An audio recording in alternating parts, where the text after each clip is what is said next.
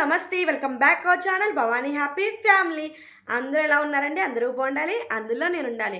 So ఈ దేవీ నవరాత్రుల సందర్భంగా మనమైతే మన ఛానల్లో అమ్మవారిని అవతారాలు ఏంటి, ఏమేమి రంగులతో పూజించాలి, ఇవన్నీ కూడా నేను లాంగ్ వీడియోస్ పెడుతున్నానని మీకు తెలుసు. ఫస్ట్ 1, 2, 3 అవతారాలు వచ్చేసి ఒక వీడియోలో, తర్వాత 4వ రోజు, 5వ రోజు, 6వ రోజు అవతారాలు వచ్చి ఒక వీడియోలో, తర్వాత 7వ రోజు, 8వ రోజు, 9వ రోజు వీడియోలో వచ్చి ఒక వీడియోలో పెట్టానమాట అవతారాలు వచ్చేసి.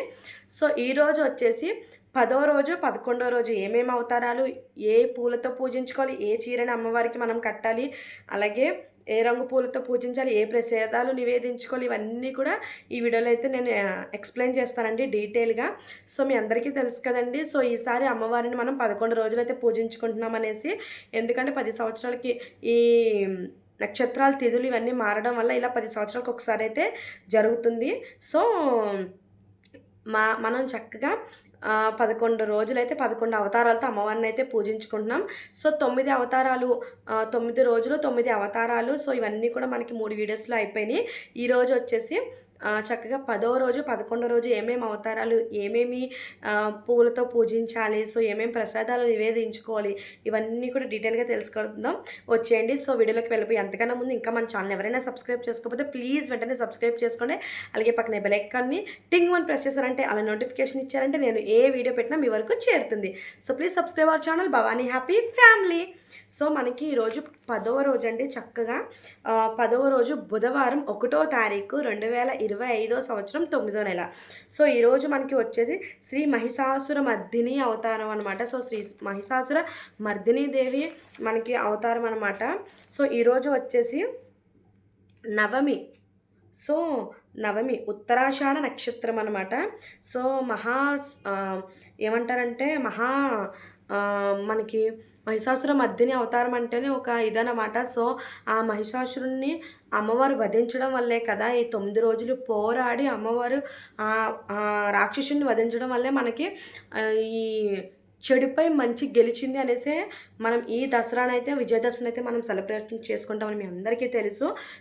10వ రోజు అవతారం అయితే అదేనండి. చక్కగా శ్రీ మహిషాసుర మర్దిని అవతారం అనమాట. నవమి తిథి, అలాగే ఉత్తరాషాఢ నక్షత్రం అనమాట.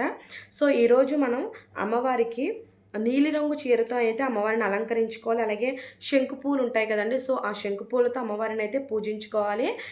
అలాగే అమ్మవారికి ఇష్టమైన ప్రసాదాలు వచ్చేసి చింతపండు పులిహార, పానకం, వడపప్పు, ఇవైతే అమ్మవారికి మనమైతే చక్కగా ప్రసాదాలు అయితే పెట్టుకుని పూజించుకోవాలన్నమాట.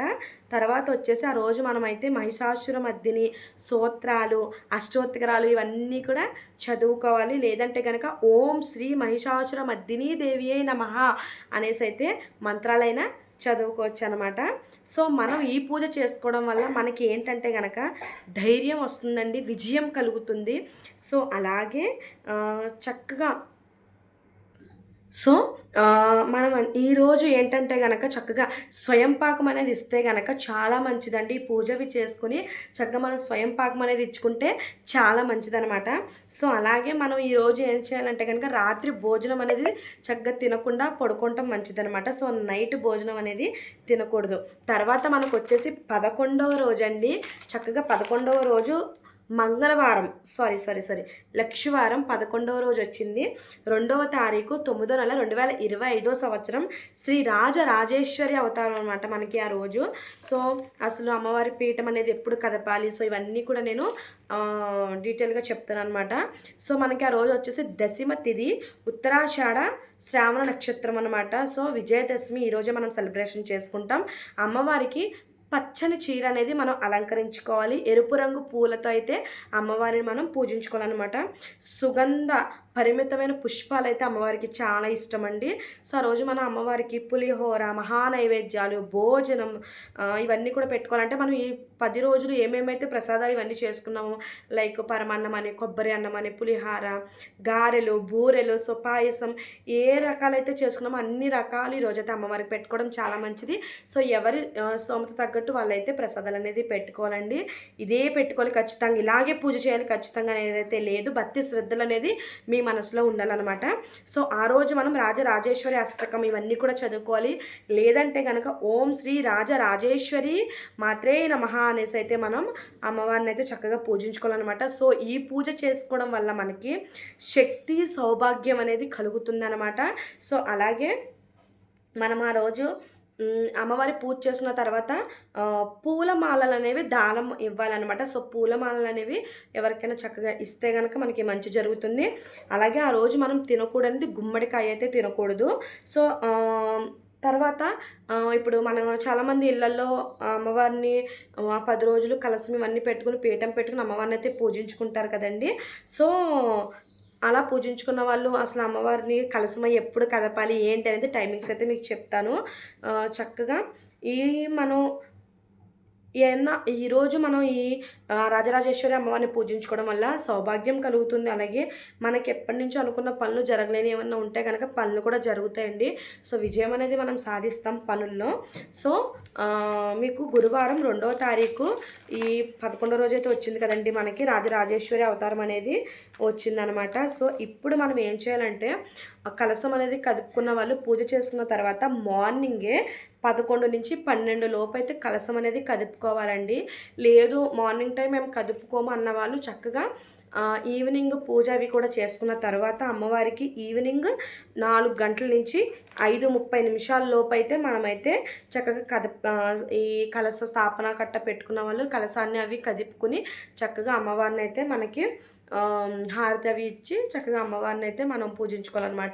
సో చూశారు కదండి, దేవీ నవరాత్రుల ఈ శరన్నవరాత్రుల్లో అమ్మవారి ఏ రోజున ఏ రూపంతో మనం అమ్మవారిని అలంకరించుకోవాలి, ఏ రూపంతో మనం అమ్మవారిని పూజించుకోవాలి, ఏ ప్రసాదాలు పెట్టుకోవాలి, ఏ పూలతో అమ్మవారిని పూజించుకోవాలి, ఏ రంగు చీర అమ్మవారికి కట్టాలి, సో ఏ దానం మనం ఇవ్వాలి, సో ఆ పూజ చేసుకోవడం వల్ల ఏ రోజు మనకి ఏ పుణ్యం కలుగుతుంది, సో ఇవన్నీ కూడా నేను వీడియోస్లో మీకు ఎక్స్ప్లెయిన్ చేశానని అనుకుంటున్నాను. సో వీడియోస్ నచ్చినట్లయితే తప్పకుండా లైక్ చేయండి, షేర్ చేయండి, సబ్స్క్రైబ్ చేసుకోవడం అస్సలు మర్చిపోద్దండి. సో వీడియోస్ని ఇంకొంతమందికి మీరు ఫార్వర్డ్ చేశారంటే కనుక వాళ్ళకు కూడా ఖచ్చితంగా యూజ్ అవుతాయి అనమాట. సో చూశారు కదండి, మనం చక్కగా అమ్మవారిని భక్తి శ్రద్ధలతో పూజించుకోవాలి తప్ప ఇదే ప్రసాదం పెట్టాలి, ఇవే చేయాలి, అవే చేయాలి అనేసి అయితే మనం ఏమీ పెట్టుకోకూడదండి. సో ఎవరు సొంత తగ్గట్టు వాళ్ళు పెట్టుకుంటారు. ఆ అమ్మకి తెలుసు, నిన్ను సృష్టించిన అమ్మకి నీ స్థాయి ఏంటో గట్టా తెలియదంటారా చెప్పండి. సో ఇంకో విషయం ఏంటంటే కనుక కష్టాలు వస్తూ ఉంటాయి, పోతూ ఉంటాయి అన్నమాట. సో ఏదో నాకేనా ఇన్ని కష్టాలు అనేసి ఎప్పుడు అనుకోకూడదు. మనం నమ్ముకున్న ఆ దేవుడు మనకి కష్టాన్ని అంటే ఎంతవరకు నన్ను విడవకుండా ఉంటారు, ఎంతవరకు అనేసి కష్టాన్ని అయితే పెడుతూ ఉంటారు. సో మనం నిజాయితీగా ఒక దేవుని నమ్ముకున్నామంటే ఆ దేవుడితోనే మనం నిజాయితీగా ప్రయాణం చేయాలి. సో ఎన్ని కష్టాలు వచ్చినా మనం గట్టిగా నిలబడితే ఖచ్చితంగా మనం నిలబడతాం అన్నమాట. సో నా ఉద్దేశం మీకు అర్థమైందని అనుకుంటున్నాను. సో ఐ హోప్ మీకు వీడియో నచ్చిందని అనుకుంటున్నాను. సో వీడియో నచ్చినట్లయితే లైక్ చేయండి, షేర్ చేయండి, కామెంట్ చేయండి, సబ్స్క్రైబ్ చేసుకుని అస్సలు మర్చిపోద్ది. Bye bye.